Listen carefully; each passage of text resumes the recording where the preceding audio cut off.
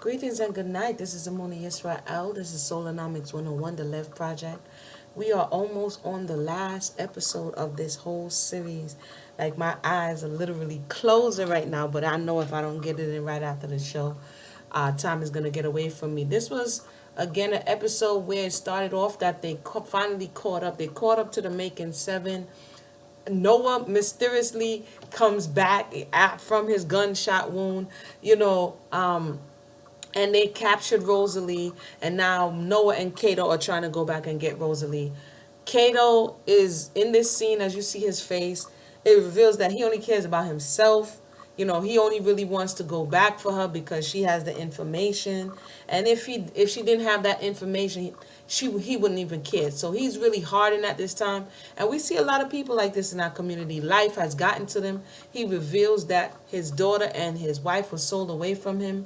And so he's very hardened. At this point, they're plotting and scheming. And this is where he divulges this information to Noah, that this is what has happened during his life. And this is why it doesn't matter when you care for somebody. These are the things that we tell ourselves. These are the rationalizations that we have to make. This became his coping mechanism.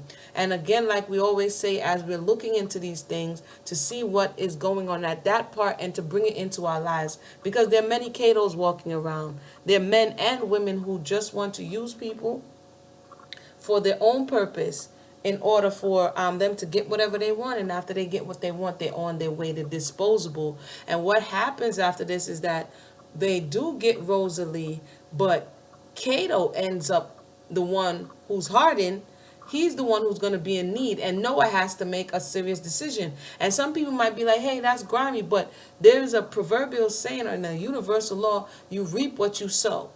I know we're seeing a different sign right now, but this is, you reap what you sow. There's a reciprocity, there's a retribution or justice that comes about. And the way that Cato was moving, if we remember earlier on, I believe the elder was named Moses, he did the same thing. But this time, no one did it to him. The circumstances made it to that someone had to choose. And in this case, Noah chose himself and Rosalie. I thought this was interesting that they made a whole fancy looking auction block. This is exactly what it was, an auction block. And this is the abolitionist. They didn't go there in the story, but he's having flashbacks as to what he did when he went down south.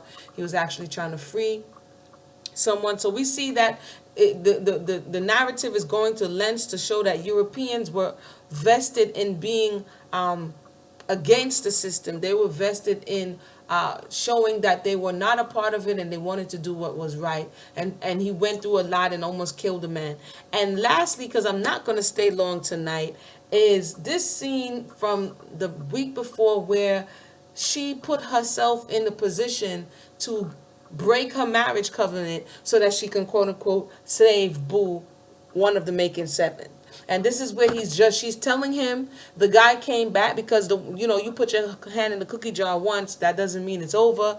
And so he kept trying to come back. She knocks him out and she drags him to the basement, and the husband right now is livid about this situation. And thereafter, I kind of gave it a little bit out of order, but thereafter he goes downstairs to, I guess, address the man and the issue. And so now everybody's in danger. They're in danger. Boo is in danger. And at the very end, someone knocks on the door, and it's Rosalie and Noah reaching to this safe house at the point where everything is out of order. And I'm kind of confused. I forgot where they lived. I know they don't live exactly where in Macon, Georgia. They live a little further along, but the way they've been running, it seems like they've been running for a really long time.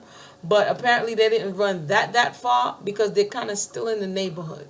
But nonetheless, we're going to continue to see what develops. I will be glad to hear what you receive from this, how we as humans rationalize our circumstances, how sometimes when we don't see a way out, we Oh, I'm sorry. One more interesting thing. I didn't catch the screenshot where the devil's claw that she had in her dress and she threw in the fire, and everybody was on some kind of like shaman type vibes. Everybody was hallucinating, and why, I don't know exactly why the Inspector Gadget, I'm gonna have to call this dude Inspector Gadget slave catcher. He'd be like, ooh, what's that sound?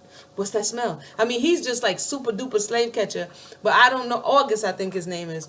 why he was hallucinating Rosalie's mother. That was a very interesting dynamic, and how they had some kind of sexual energy and tension going around in that space. They said a lot of interesting things when the abolitionist went to, or was flashing back when he went to the man's farm. These are the things that you have to listen what people are saying, what they're putting in these narratives about not letting, nigga. He said, oh, black lives worth more than white, and he's like, no, because owning and selling quote niggas is what made him rich, but you can never let them know their true value to you.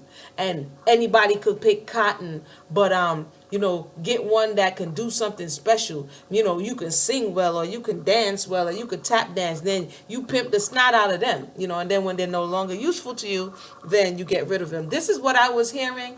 Tell me what you was hearing during that scene. But for right now, I'm just gonna wrap it up because I'm definitely, definitely, definitely tired for the night.